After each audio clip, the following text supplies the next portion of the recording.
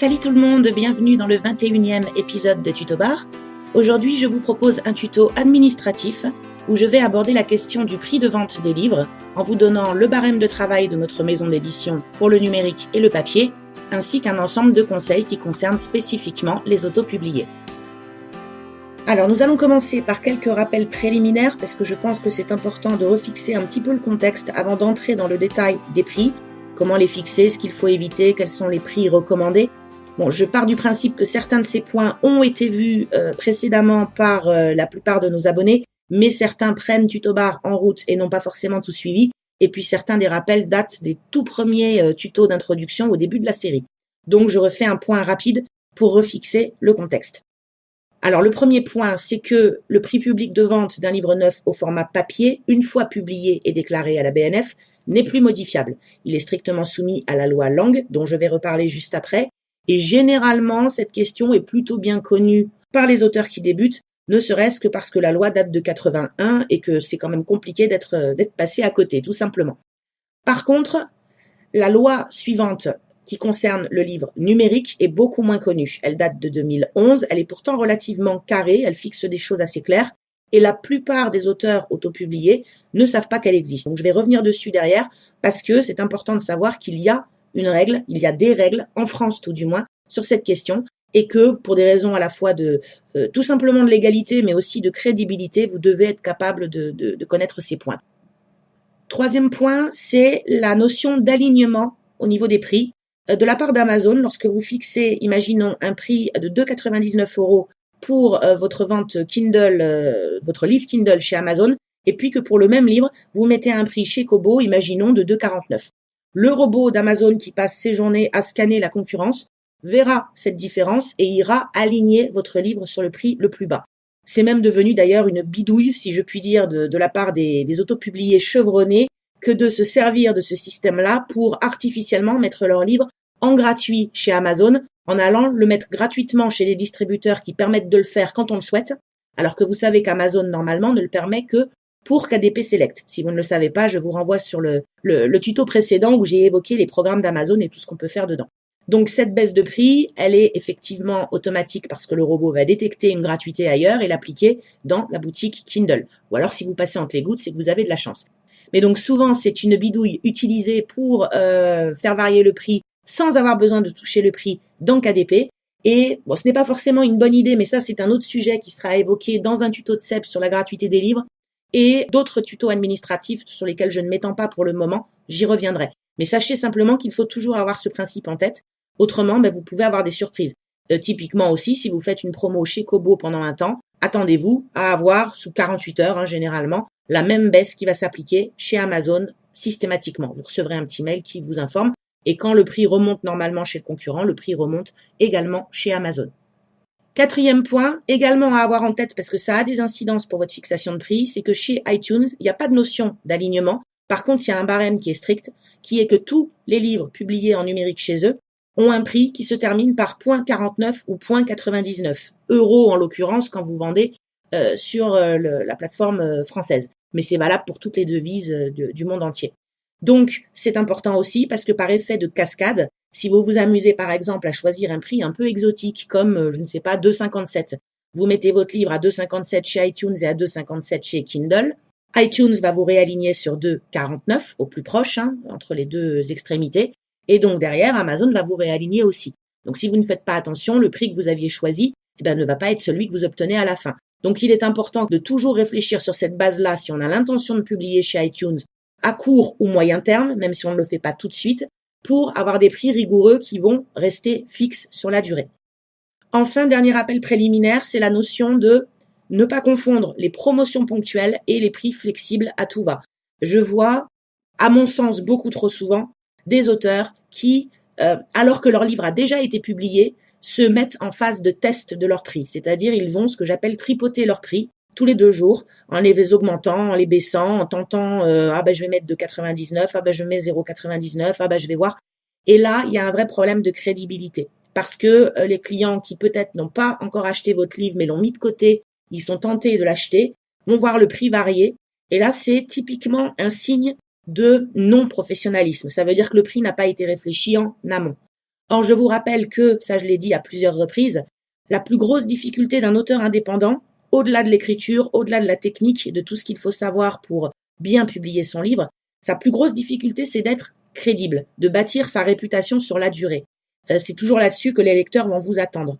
Et lorsque vous vous mettez à adopter des pratiques qu'un éditeur n'adopterait pas, vous vous démarquez dans le mauvais sens du terme, c'est-à-dire que vous devenez visible sur le plan de votre statut. Or, je l'ai dit aussi, un lecteur, qui est potentiellement un acheteur, ne devrait jamais pouvoir deviner que vous êtes autopublié juste pour des questions de comportement non professionnel. Quand je dis non professionnel, ce n'est pas que vous êtes un voyou ou que vous êtes fou, ça veut juste dire que par manque de connaissances, vous testez, vous faites des choses qui se voient et qui ne sont pas logiques, qui ne sont pas normales du point de vue du public autour de vous. Donc votre crédibilité, vous devez vraiment toujours l'avoir en tête et elle va se retrouver également dans le sujet des prix, comme on va le voir un petit peu plus loin.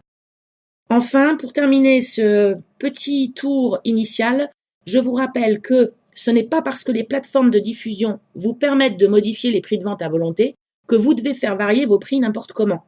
Il est important d'avoir en tête que les distributeurs, la plupart d'entre eux, si ce n'est la totalité pour les acteurs majeurs, ont tous à l'origine un siège social aux États-Unis et une méthodologie américaine.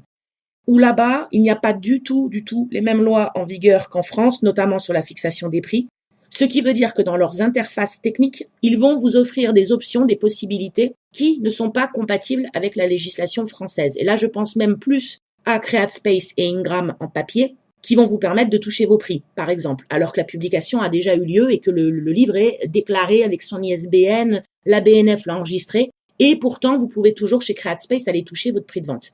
Je ne vous le recommande pas du tout, toujours pour les mêmes raisons. Ce n'est pas que vous allez avoir la police à votre porte le lendemain. Honnêtement, vu le nombre de livres en ligne et vu la place minime que les auteurs indépendants et même les petits éditeurs comme nous occupent par rapport aux grandes maisons, il y a très très peu de chances que quelqu'un le voie. Mais ça vous donne, toujours pareil, une image qui n'est pas professionnelle. Et si ça ne choque personne aux États-Unis, du point de vue d'un client ou d'un acheteur français qui est habitué à la loi Langue depuis longtemps et qui a l'habitude d'avoir un certain nombre de barèmes officieux respectés, s'il voit votre prix qui passe en papier notamment de 15 € à 9 € le lendemain, il va pas comprendre. Il va pas comprendre et vous allez un petit peu passer pour un amateur. Tout simplement, vous devez éviter ça à tout prix. Alors, je commence par le cas des livres au format papier, avec quelques rappels importants. J'ai oublié de préciser que tout ce qui concerne la loi, et pour le papier et pour le numérique, eh bien, vous avez en description les 2 liens qui vous mènent sur les textes officiels pour les lire dans le détail si le sujet vous intéresse. Là, je vais m'intéresser tout simplement aux points clés que vous devez avoir en tête pour bien faire les choses.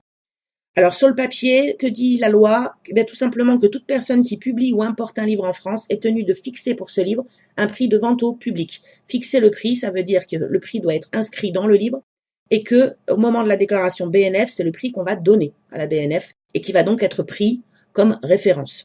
Quelle que soit la période de l'année, ce prix éditeur doit être respecté par tous les détaillants, dont les librairies traditionnelles ou en ligne même implantées à l'étranger et votre propre boutique, précision importante, qui n'ont la faculté d'accorder des rabais que s'ils sont limités à 5% du prix déterminé par l'éditeur. Ce rabais est possible pour les détaillants physiques. Pourquoi? Parce que lorsque il s'agit d'une livraison à domicile, donc le client commande en ligne, qu'il s'agisse de commander sur Amazon ou chez un libraire qui a une boutique en ligne ou vous, votre propre boutique, c'est la même chose. Si quelqu'un commande le livre pour être livré chez lui ou dans un point relais, le prix de vente est celui fixé par l'éditeur sans qu'il soit possible au détaillant de proposer un rabais de 5%. Cependant, le vendeur peut dans ce cas déduire du tarif de livraison un montant équivalent à 5% du prix du livre, sans que cela rende la livraison gratuite. Ce qui explique qu'il y a 2 ans, je ne sais pas si vous vous souvenez, pour ceux qui suivaient peut-être déjà le sujet, Amazon s'est fait méchamment taper sur les doigts par la justice française parce que eux, à l'époque, pratiquaient non seulement le 5% de rabais sur les livres vendus en ligne, mais en plus la livraison gratuite directement chez le client. Et aujourd'hui, ces 5% ont disparu et ils appliquent strictement la règle et c'est pour ça que vous avez une livraison des livres à 1 centime pour ne pas être à 0 puisque c'est interdit, mais que le prix soit quasiment imbattable et que les clients, bien sûr, se servent chez eux. Donc l'esprit de la loi Langue est plus ou moins respecté, mais en tout cas la loi l'est. Et cette loi Langue, je vous rappelle qu'elle est super importante, évidemment, parce qu'elle permet d'éviter que les gros vendeurs, alors Amazon, mais pas seulement, puisqu'avant eux, c'était les espaces culturels Leclerc, les Carrefour, les grosses librairies qui avaient les moyens d'avoir du stock et de la trésorerie, et bien que ces grandes structures ne puissent pas faire de la concurrence déloyale aux libraires qui autrement bien sûr ne peuvent pas s'aligner parce qu'ils n'ont pas les mêmes capacités.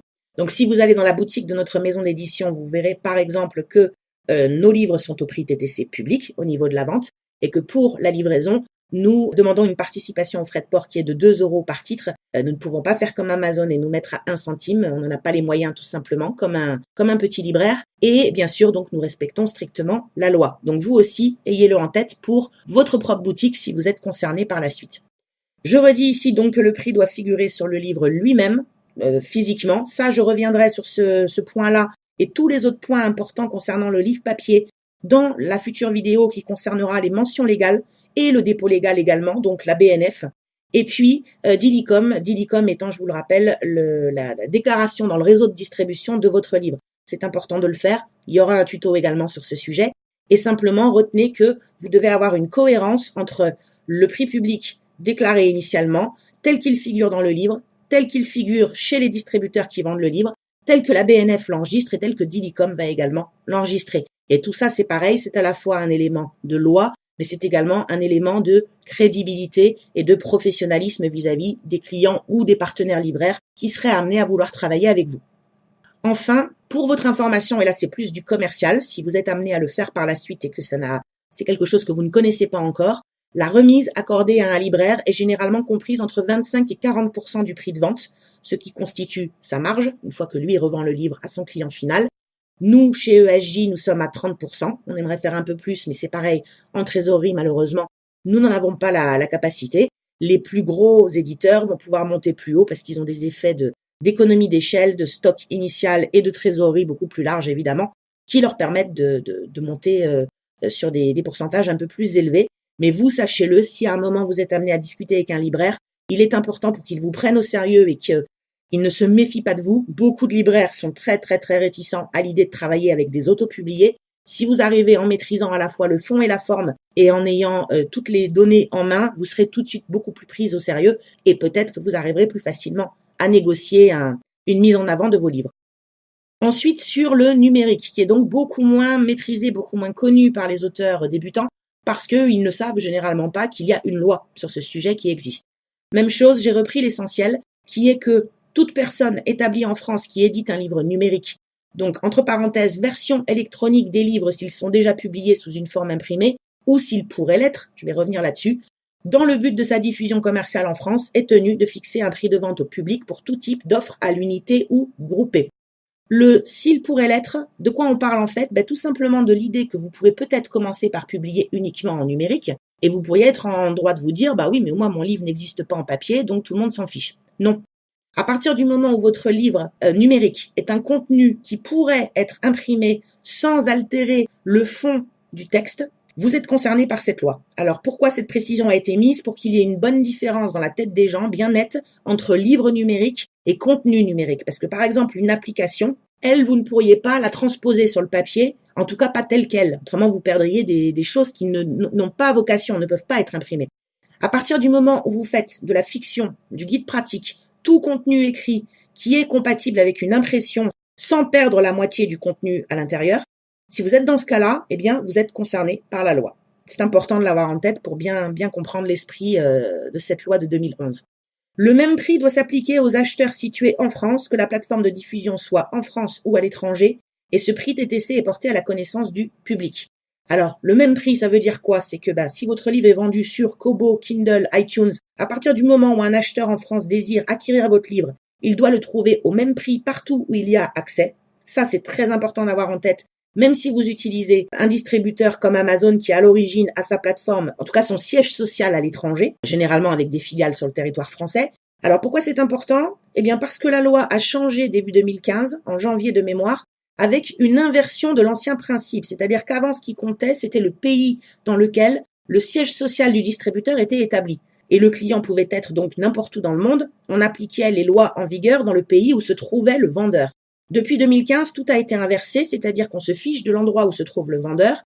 Ce qui compte, c'est la loi applicable à l'acheteur. Donc votre acheteur en France, il doit trouver votre livre au même prix, partout, à partir du moment où les services de distribution utilisés sont accessibles en français par un acheteur français, donc il peut récupérer le titre.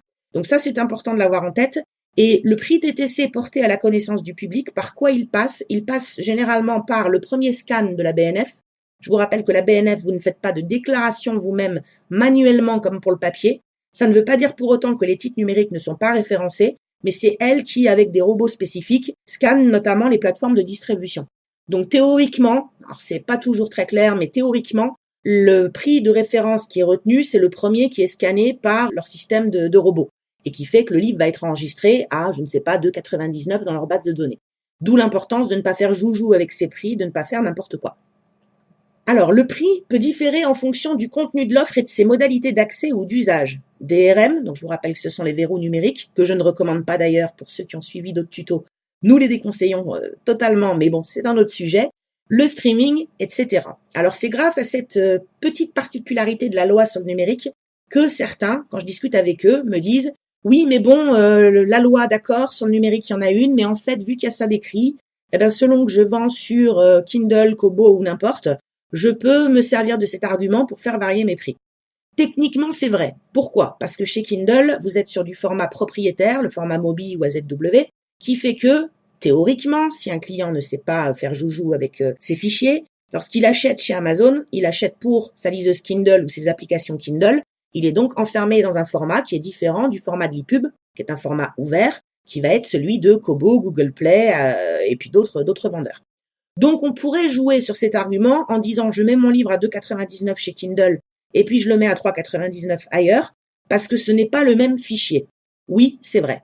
Encore une fois, là, on va être plus dans une logique de crédibilité et d'image qui est d'abord quel intérêt vous auriez à proposer des prix différents dans la mesure où vous allez forcément pénaliser des acheteurs parce que le client qui a une liseuse Kobo qui est anti-Amazon, qui ne veut pas ou qui ne peut pas aller là-bas parce qu'il n'a pas la bonne liseuse et qui ne veut pas changer de matériel, pourquoi lui, chez un concurrent, payerait son livre 1 € plus cher alors que fondamentalement, le contenu est identique? Là, cette partie de la loi, elle a vraiment été pensée à l'origine dans le sens de contenu enrichi. C'est-à-dire que vous proposez votre livre numérique à 2,99, imaginons, le roman tout seul, et vous proposez à 3,99 le roman enrichi avec, je ne sais pas moi, un bonus, une application supplémentaire, une nouvelle incluse. Alors oui, c'est vrai qu'on peut prendre cette logique en compte. C'est ce qu'on a fait nous avec Rémoras par exemple, où il existe une version illustrée, donc qui est vendue un petit peu plus cher que la version normale en numérique, mais ça s'explique parce que réellement il y a une différence de contenu. Si on joue juste avec le principe en se disant oui, j'ai du Mobi d'un côté, de l'ePub de l'autre et donc je fais une différence là-dessus, honnêtement, c'est vraiment jouer sur les mots et vous allez plus être pénalisé dans votre côté image vis-à-vis de vos clients qu'autre chose. Donc, même si cet alinéa dans la loi vous permet de faire un petit peu joujou avec les prix, aucun intérêt. Très honnêtement, restez plutôt sur quelque chose de carré et de cohérent d'un distributeur à l'autre. Quatrième point important, le prix de vente publique fait partie des éléments de déclaration à la BNF et à Dilicom. Donc la BNF, j'en ai déjà un petit peu parlé, le scan se fait de lui-même, mais donc il va y avoir un référencement de votre titre en numérique qui sera fait. Et Dilicom, il est important de déclarer votre livre numérique dans Dilicom. Mais là, je ne m'étends pas sur le sujet parce que la parenthèse va être trop longue. Ce sont donc des sujets que j'aborderai, comme je vous l'ai dit, dans des tutos dédiés ultérieurement. Donc pour l'instant, je ne m'attarde pas dessus. Enfin, un point qui est beaucoup plus commercial que légal. Là, pour le coup, il n'y a pas de législation qui a été fixée dessus. Mais c'est vraiment important de l'avoir en tête pour ne pas reproduire les erreurs des gros éditeurs. C'est de toujours proposer la version numérique d'un livre donné au moins 40% moins cher que la version imprimée et 40% à mon avis, c'est vraiment le minimum syndical. Vous allez voir que pour EAJ, on est bien au-delà de ça et que c'est un facteur vraiment différenciant qui permet de contribuer, si je puis dire, à l'émergence de la lecture numérique en France. La lecture numérique en France, elle a beaucoup de mal à évoluer, pas contrairement à ce que voudraient dire les grands éditeurs dans certains cas, parce que les Français seraient anti-lecture numérique. C'est un constat qui, à mon sens, est complètement bidon et complètement fondé sur des statistiques qui ne veulent rien dire. Pourquoi ? Parce que à partir du moment où on met en vente un livre broché à 20 € et qu'on met la version numérique identique de ce livre à 16,50 €, il est évident que, à moins que le lecteur soit allergique au papier, il va acheter la version papier parce qu'il n'est pas fou. Mettre 16,50 € dans un titre numérique, c'est complètement bidon. Et le problème en France, c'est qu'on est tenu par la législation et les accords internes qui encadrent les éditions livres de poche, qui sont de vieux accords qui datent, je vais pas vous refaire toute l'histoire, mais qui datent de bien avant la lecture numérique, mais qui font qu'on a cette particularité que le livre numérique doit toujours être supérieur au prix de la version livre de poche, et que donc on se retrouve avec des prix qui généralement restent beaucoup trop élevés. Vous avez vraiment une carte à jouer dans ce domaine en tant qu'indépendant, même si vous faites du papier à côté. Et moi, je suis pour que toutes les versions existent et que chacun y trouve son compte. Par contre, l'émergence de la lecture numérique, elle passe par une politique de prix numérique qui est cohérente, qui est logique, qui ne prend pas les lecteurs pour des imbéciles. Donc ce 40%, à mon sens, c'est un minimum. Vous allez voir juste après ce qu'on propose dans notre maison d'édition, qui est le fruit d'une longue réflexion et d'un ajustement qui s'est fait sur 2 ou 3 ans, qu'on n'a plus touché depuis 2015, mais qui fonctionne, et qui fonctionne bien, parce que c'est un modèle qui n'est ni trop élevé, ni trop bas, et que tous les lecteurs, ils sont sensibles quand ils viennent chez nous, qu'ils prennent l'une ou l'autre version, ils n'ont pas l'impression d'être pris pour des abrutis. Et ça, c'est quand même très très important, et évidemment, ça a une énorme incidence sur le développement de la lecture numérique, qui explique que en Angleterre, en Allemagne, sans parler des États-Unis, et dans plein d'autres pays, la lecture numérique décolle tout à fait normalement parce que les gens ont devant eux un modèle de prix qui est logique. Là où en France, toutes nos exceptions font qu'on est quand même des fois devant des aberrations. Je ne vais pas m'étendre aujourd'hui là-dessus, j'aurai plein d'exemples, plein d'anecdotes à vous donner, mais ce n'est pas le sujet. À ce stade, retenez simplement que 40%, c'est la ligne rouge que vous ne devez pas franchir. Et si possible, restez en deçà, vraiment en deçà, est quand même le meilleur conseil que je pourrais vous donner. Mais on va y revenir un petit peu plus loin. Alors, je vais vous donner l'exemple du barème de la maison. Alors, attention, ce barème est pensé pour une maison d'édition, indépendante certes, mais une maison, pas un auteur avec 1 ou 2 ou 3 titres. Alors, j'insiste là-dessus. Pourquoi ? Parce qu'en tant que maison, nous avons des frais particuliers cumulés que n'aura pas un auteur indépendant. Des frais notamment en marketing, mais pas seulement, donc en correction, en logiciel, en frais de fonctionnement, en copie que nous devons fournir à tout un tas de gens. Nous payons un graphiste, un correcteur, mais sur tout un tas de livres et pas juste un livre une fois par an. Donc nous avons des coûts incompressibles qui font que nous devons tenir compte de tout cet aspect de trésorerie pour fixer des prix cohérents. L'idée, c'est que vous reproduisiez, vous, derrière, le principe, en l'adaptant à votre situation avec un certain nombre de conseils que je vais vous donner un peu plus loin. Alors nous sommes donc partis du nombre de mots. Pourquoi du nombre de mots ? Parce qu'il est évident qu'un livre de 100 000 mots, vous n'arriverez pas à le faire rentrer dans un format prévu pour du 30 000 mots. Donc à partir de là, il y a un prix qui en découle. Et vu que nous, nos prix papier et nos prix numériques sont directement corrélés, nous partons du nombre de mots pour fixer notre barème. Donc avec 6 tranches, je vais toutes les ouvrir, ce sera plus simple pour que vous puissiez tout voir. Donc le moins de 20 000 mots, c'est vraiment la toute petite nouvelle. Je vous renvoie vers le tuto spécial longueur des livres et classification si vous ne l'avez pas encore vu pour avoir une meilleure idée de ce que on met comme type de livre derrière chacune de ces catégories. Mais globalement, donc nous avons 6 tranches avec un échelonnement de prix numérique de 8,45 à 9,90 par exemple pour le moins de 20 000 mots, 10,45, 11,90, 20 000 à 30 000, etc. qui nous permet également d'avoir en face un prix numérique qui a été fixé. Ce sont des prix d'ailleurs qui sont accessibles par nos lecteurs. Les gens qui veulent venir sur le site éditorial de la maison pour les lire ont accès à un PDF où tout est inscrit. Nous sommes totalement transparents là-dessus et c'est important pour nos auteurs également de savoir se situer. Donc voilà, vous voyez nos prix, 2,99 pour le plus bas, 5,49 pour le plus élevé pour nos plus gros livres et également donc des prix échelonnés sur le papier. Alors, en ce qui concerne donc dans la colonne de droite la réduction moyenne, vous voyez apparaître ce fameux ratio dont je vous ai parlé, où je vous dis qu'il faut être au moins à 40%. Vous voyez que nous sommes beaucoup plus élevés que 40%, donc dans le bon sens du terme pour le lecteur. 67% dans le premier cas, et jusqu'à 74% pour le livre le plus cher. Ce qui est logique parce qu'on peut se permettre plus de choses sur les gros livres. On a plus de capacité à faire un effort que sur les plus petits. Et donc, vous voyez la progression, 67, 69, 70, jusqu'à 74.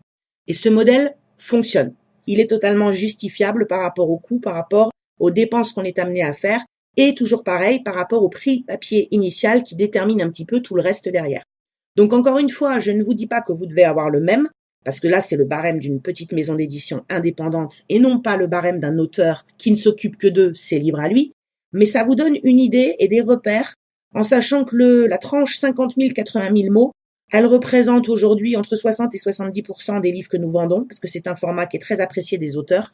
On a une majorité de livres à 65 000 mots à peu près, qui est du roman de taille moyenne, assez classique.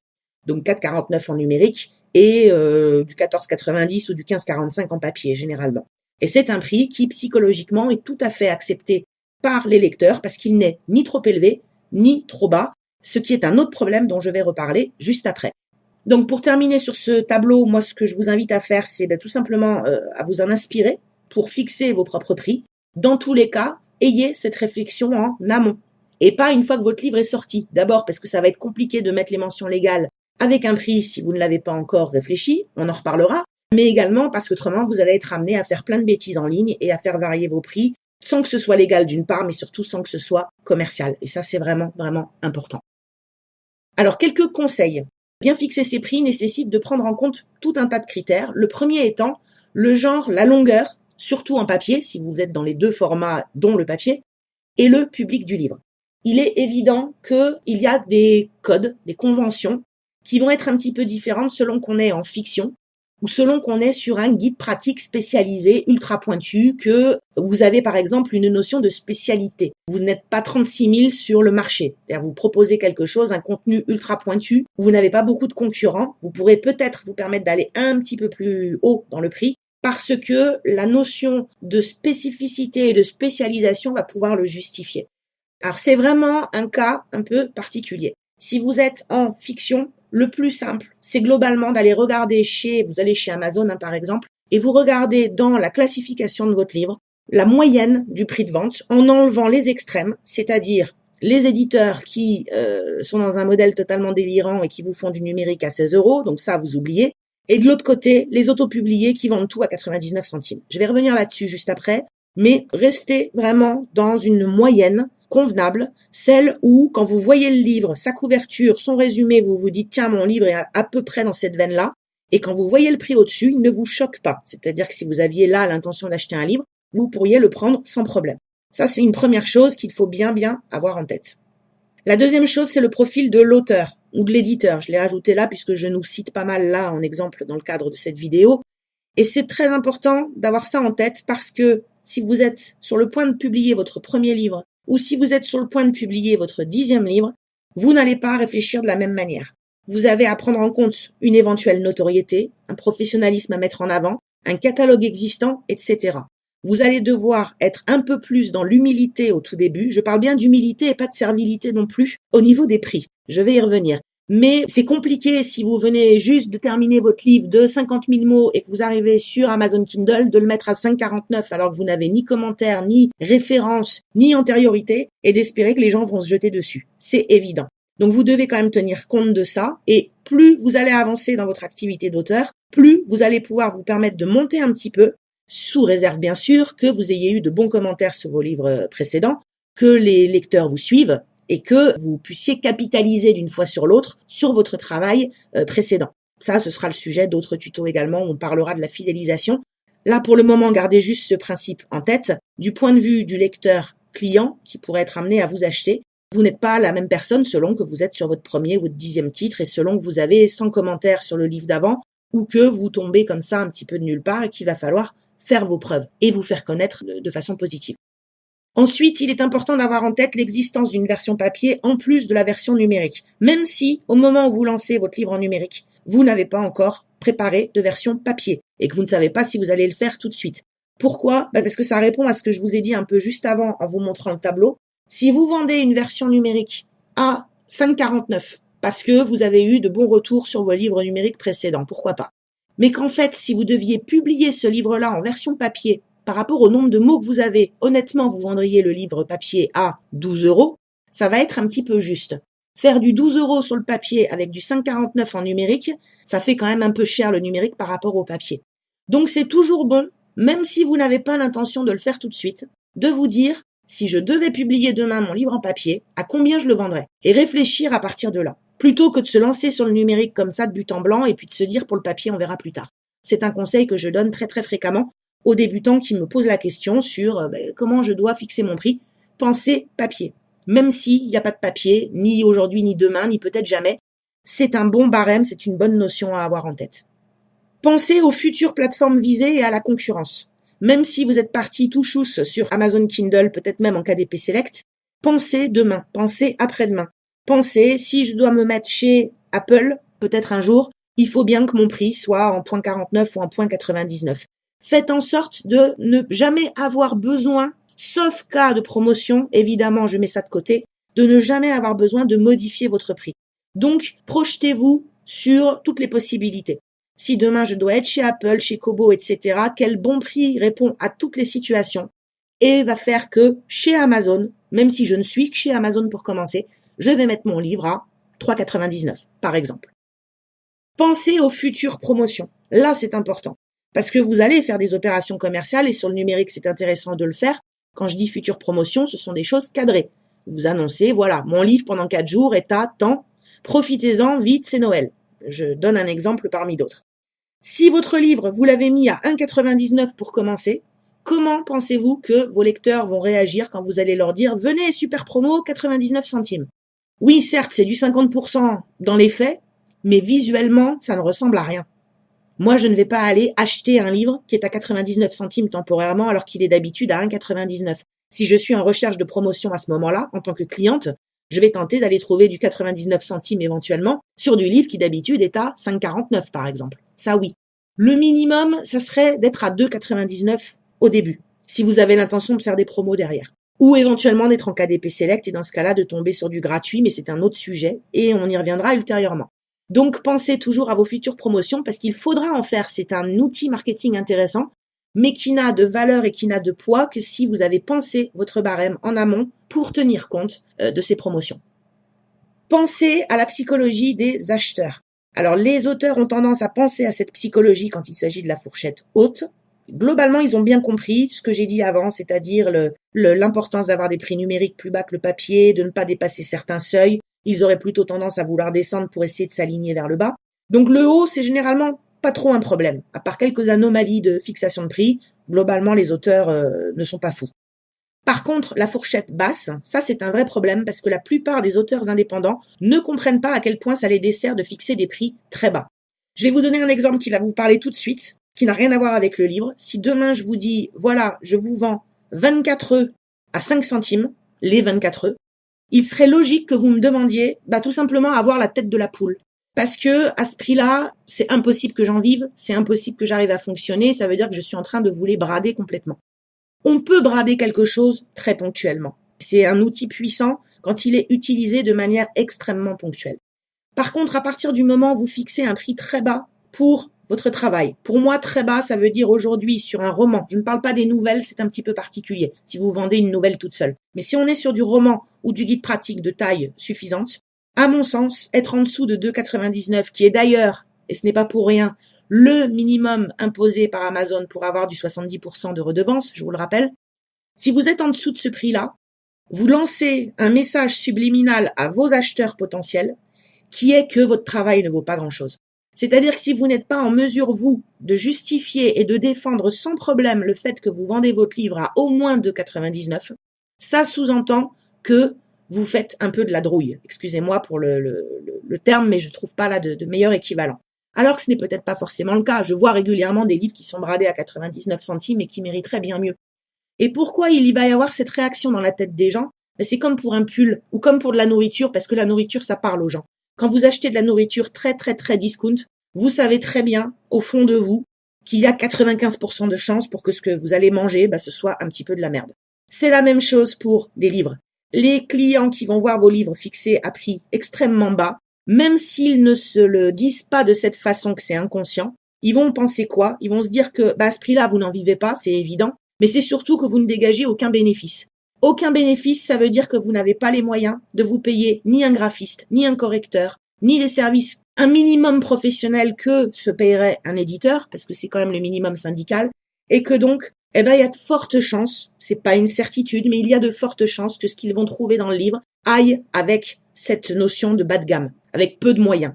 C'est la même chose qu'essayer de vendre des pulls à 5 centimes. Vous savez très bien qu'un pull vendu très très peu cher, ou il a été fabriqué dans un pays où ce sont des petits enfants payés 1 € qui vont vous le fabriquer, ou ça va être le pull, il passe une fois dans la machine et puis il ressort et il a perdu 4 tailles.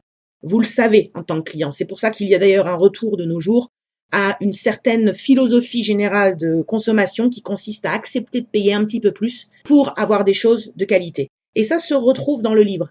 Je l'ai déjà dit à plusieurs reprises, le livre, quand il s'agit de l'achat, je ne parle pas de son élaboration, évidemment, on est sur de l'artistique, c'est autre chose. Par contre, du point de vue du client qui l'achète, Les mécanismes qui régissent sa psychologie d'achat sont les mêmes que s'il achetait de la lessive, du papier toilette, des yaourts, un pull à manger ou une voiture, avec des effets de levier différents selon la somme à dépenser, mais les réactions inconscientes sont les mêmes. Donc quand vous arrivez avec votre livre, votre roman qui est censé faire 500 pages et que vous le vendez 99 centimes hors promotion déclarée, vous lancez un message inconscient à votre client qui est que même moi auteur, je ne suis pas convaincu par mon propre travail et capable de le défendre à 2,99 et quand je dis 2,99, c'est un minimum. Donc j'espère que vous m'entendez bien là-dessus. Je sais qu'il y a une concurrence féroce et qu'en plus ça dessert tous les auteurs, cette espèce de course, c'est du dumping sur les livres à l'envers. Ça n'a aucun intérêt que tout le monde essaye de se niveler à 99 centimes. À ce compte-là, moi ce que je vous conseille vraiment, c'est de plutôt partir sur de la diffusion gratuite. Il vaut mieux psychologiquement fournir de temps en temps un roman gratuit. Voilà, j'aime tellement écrire, j'ai envie de vous faire plaisir. Voilà mon dernier roman, il est gratuit, je vous le fournis sur mes plateformes de diffusion. Parce que là, on oublie le prix, on oublie la notion mercantile complètement. Plutôt que de le vendre à 99 centimes, ce qui sous-entend, j'ai pas voulu le faire gratuit parce que quand même. Mais en même temps, je suis tellement pas convaincue que je vous le mets à rien du tout. Il y a un côté marchand de tapis qui est extrêmement désagréable et où on se dit, bon, il va y avoir tout et n'importe quoi dans ce livre. Et tant qu'à faire, autant que j'aille sur autre chose. Donc là, c'est même plus ne pas vouloir dépenser 99 centimes, parce que dans l'absolu, c'est pas grand-chose. C'est de se dire pourquoi j'irais perdre du temps et de l'énergie sur ce livre-là, alors qu'il y a 850 000 références francophones qui existent aujourd'hui dans le pays. Mettez-vous dans la peau d'un client qui va se retrouver avec une offre de livre chez Amazon. Pourquoi il irait sur le vôtre? Ce n'est pas parce que votre livre est à 99 centimes. C'est beaucoup plus compliqué que ça, et c'est certainement pas ces 99 centimes qui vont le décider à l'arrivée. Au contraire, il risque de se méfier. Voilà, je ferme cette longue parenthèse, mais parce que c'est vraiment un point hyper important et celui, à mon sens, sur lequel la plupart des débutants font pas mal de bêtises quand ils fixent leur prix de vente. Enfin, pensez, le cas échéant, aux conversions de devises des plateformes qui ne proposent pas la fixation des prix en euros. Parmi tous les distributeurs que je vous ai cités dans le tuto, je ne sais plus quel était le numéro de l'épisode, sur nos plateformes de distribution, je vous avais présenté Smashwords, qui est un distributeur que nous utilisons en roue de secours pour nos clients lecteurs francophones expatriés à l'étranger qui pourraient avoir des soucis d'accès. Il y en a de moins en moins, mais au cas où. Et là-bas, la fixation ne se fait qu'en dollars, ce qui veut dire que quand Smashwords distribue le livre à ses propres revendeurs, puisque c'est un agrégateur, je vous le rappelle, le prix dollar est converti en euros. Et nous, notre but, c'est que cette conversion, à aucun moment, ne puisse se retrouver inférieure au prix d'Amazon, puisque Amazon, autrement, réalignerait le prix. Or, vu que le dollar est amené à fluctuer et que je ne vais pas m'amuser à reprendre 120 prix sur tous nos livres tous les 4 matins, nous avons fait une exception sur la fixation Smashwords avec $1 de plus par rapport au prix euro pour avoir de la marge, tout simplement, qui ferait que si le dollar monte ou baisse, en fonction, on n'aura pas de problème. Et je pars du principe que ce n'est pas très grave puisque globalement, aucun de nos lecteurs vivant en France n'achète nos livres via Smashwords. Ils vont sur toutes les autres plateformes sauf celle-ci. Celle-ci, elle n'est utilisée que par des expatriés qui ne sont pas directement concernés par les lois que j'ai évoquées jusqu'à maintenant. Donc si vous aussi, vous utilisez Smashwords ou des plateformes qui fonctionnent de la même façon, avec un prix que vous fixez uniquement en dollars et où vous n'avez pas la main sur le prix en euros, ayez toujours en tête cette particularité pour ne pas vous retrouver avec des choses un petit peu bizarres derrière. Et donc, bien sûr, ce que dit la loi. Donc, je ne vais pas me réétendre là-dessus, je pense que j'ai amplement présenté la chose. Ok, être auteur, autopublié, totalement indépendant, c'est drôlement bien parce qu'on peut faire de l'expérimentation, on peut faire des choses qu'un éditeur n'a pas forcément la possibilité de faire, ça c'est très bien. Pour autant, ne faites pas n'importe quoi, parce que de toute façon, ça finira par se repérer, et puis vous allez perdre beaucoup d'énergie pour rien. Vous avez des choses bien plus intéressantes à faire que de tripoter vos prix, notamment le marketing d'auteur dont nous parlons dans d'autres épisodes et sur lequel nous reviendrons dans d'autres sujets prochainement. Alors maintenant, je vais terminer avec des pratiques à éviter pour bien terminer sur une note claire et que vous ayez en tête les choses que, en tout cas moi, je vous conseille de ne surtout pas faire. Tripoter donc ces prix en permanence, je viens de le redire. Laissez-les tranquilles, vos prix. Une fois qu'ils sont là, ils sont là. Travaillez sur d'autres axes, mais ne vous amusez pas à vouloir en live faire des tests. Ce que vous faites, vous, se voit du côté des lecteurs. Pensez qu'il y a des lecteurs qui ont peut-être vu votre livre, l'ont mis en wishlist, donc en liste de souhaits d'achat dans la boutique qu'ils ont l'habitude d'utiliser, et que s'ils l'ont mis un lundi, le livre était à 2,99 et puis ils reviennent le mardi, ils le voient à 3,99 et puis le mercredi, il est à 0,99, ils vont se dire, cet éditeur, et là ils vont certainement se rendre compte que vous êtes autopublié à cause de ça, vont se dire, il est fou. C'est pas ce qu'il veut et en fait, c'est la loterie. Et pourquoi moi, je paierais le livre 2 € de plus que celui qu'il a acheté hier alors qu'il n'y avait pas de promo annoncée, il n'y avait rien. Il y a de fortes chances que ça l'énerve et qu'il aille voir ailleurs. Laissez vos prix tranquilles, ne vous amusez pas avec en permanence, ça ne sert en plus strictement à rien. Évitez de tomber en dessous du ratio 40% entre papier et numérique. Essayez plutôt même de tendre vers 60% si vous le pouvez. Honnêtement, je vous le conseille. C'est vraiment un bon barème à avoir en tête. Surtout pour quelqu'un qui débute. Vous êtes sûr de ne pas vous tromper en faisant du 60. Évidemment, ne vendez pas à des prix différents selon les distributeurs en ligne. C'est l'esprit de la loi de toute façon. Donc, prenez le barème en .49 ou en .99. Vous êtes tranquille, ça couvrira iTunes si un jour vous y êtes. Et réfléchissez à partir du barème EAJ sur quelque chose qui correspond à votre ancienneté, à ce que vous écrivez, au format de vos livres, etc. Au moins, vous êtes tranquille là-dessus. Évitez donc bien sûr, ça en découle, des prix non conventionnels. Alors pour 2 raisons, j'ai pris un exemple, un 3,38. 3,38, ce serait un problème pour iTunes à terme. Mais même si vous n'allez jamais chez iTunes et que votre prix peut rester comme ça chez les autres, il y a des normes à respecter. Et c'est ce que je me tue souvent à répéter aux gens qui prennent conseil chez nous, avec qui je travaille pour les aider un petit peu à avancer. De la même manière que je leur dis, arrêtez en numérique de vouloir faire de l'original. C'est-à-dire de dire, moi, dans mon livre numérique, je veux pas mettre du Times New Roman, j'aimerais bien mettre telle police parce que je trouve ça vachement plus sympa. Alors, je vais être relativement cash là-dessus, que ce soit de choisir sa police en numérique ou de fixer son prix. On se fiche de ce qu'aime l'auteur ou l'éditeur. Ce n'est pas le problème du lecteur et du client final.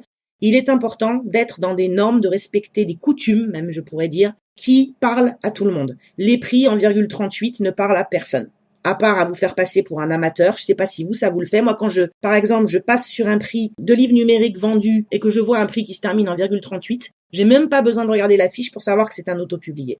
Aucun éditeur, alors français, évidemment, des fois vous trouverez des prix en ,38 parce que l'édition a eu lieu dans un pays étranger et avec les effets de conversion, on tombe sur des prix un peu bizarres. Mais aucun éditeur sérieux ne va aller fixer des prix qui se terminent en ,38 ou en ,42. Ça n'a pas de sens. On peut penser ce qu'on veut des prix psychologiques, je suis la première à trouver ça ridicule, mais c'est comme ça que ça se fait et c'est comme ça que ça marche. Et vous, votre objectif, c'est de ne pas réinventer la roue là où il n'y a pas besoin de le faire et de vous concentrer sur des choses où vraiment l'innovation est importante. Donc sur les prix, tout comme sur la police, on ne met pas de police exotique dans ces livres numériques parce que tous les lecteurs vous détestent autrement derrière. Même si nous, on aime bien, on se fiche de ce qu'on aime, ce qui compte, c'est le lecteur. Sur le prix, c'est la même chose. Si tout le monde met les prix de cette façon-là, c'est qu'il y a une raison derrière. Et ce n'est pas pour rien d'ailleurs qu'iTunes a réglé la question en imposant les ,49 et les ,99. Ça vient de là. C'est qu'ils savent très bien que les prix en dehors de ces 2 fourchettes-là ne fonctionnent pas et font fuir les gens. C'est comme ça. Donc, ne perdez pas de temps à aller mettre autre chose que des prix en ,49 ou ,99. Vous allez perdre des lecteurs uniquement pour ce critère-là. Franchement, ce serait bête. Vraiment. Et puis enfin, fixer ses prix au hasard. Donc, la pire des choses à faire, qui consiste à écrire son livre, se dire, bon, je le mets dans le bon format, tout ça, je fais mes maquettes, je le balance et arriver devant l'affiche, se dire, bon, à combien je le mets. Non, c'est quelque chose que vous devez réfléchir en amont. Parce que vous allez en plus communiquer dessus dans votre marketing, votre pré-marketing d'auteur, auprès des gens qui vous suivent. C'est important d'être capable de dire un mois avant la sortie, si les gens vous posent la question, mon livre sera vendu tant en papier, tant en numérique, chez tel distributeur. Ça fait partie du discours que vous êtes tenu d'avoir. Si vous êtes incapable de donner vos prix, incapable de dire où vous allez vendre vos livres, et que les gens sont là à attendre, vous aurez oui, quelques fans, forcément, des gens qui vous connaissent bien, qui croient en vous, des membres de votre famille, n'importe, et qui, eux, achèteront n'importe comment à n'importe quel prix le jour J, mais ça va vraiment, vraiment être minime. Vous devez être capable, comme un éditeur, d'annoncer, pour une future sortie, les termes de la vente de votre livre. Donc, ça va être, par exemple, pour nous, quand nous, on fait les newsletters à nos lecteurs de pré-sortie, donc 1 à 2 mois avant que la sortie soit effective, on annonce nos 3 ou 4 prochains titres en publication, avec la couverture, le titre, le genre, le prix de vente numérique, le prix de vente papier, et les gens savent exactement à quoi s'attendre le jour J, donc il n'y a pas de surprise. Il n'y a pas au dernier moment, ah bah non, finalement, on avait dit 4,49, mais ce sera du 5,49. Même si 1 €, c'est pas énorme. C'est toujours pareil, c'est dans l'image que ça se joue. Et c'est valable pour un éditeur, c'est valable pour un auteur autopublié. Voilà, donc j'espère que cette vidéo vous aura apporté des éléments utiles pour fixer vos propres prix. À vous de jouer donc pour votre prochaine publication. Merci d'avoir suivi cet épisode. N'hésitez pas à nous poser vos questions ou à laisser votre avis dans les commentaires. Pensez à liker et partager cette vidéo si elle vous a plu et n'oubliez pas de vous abonner à la chaîne pour ne rien rater de Tutobar. Je vous invite aussi à venir nous soutenir financièrement sur Tipeee si vous souhaitez contribuer à la pérennité de cette formation offerte à tous.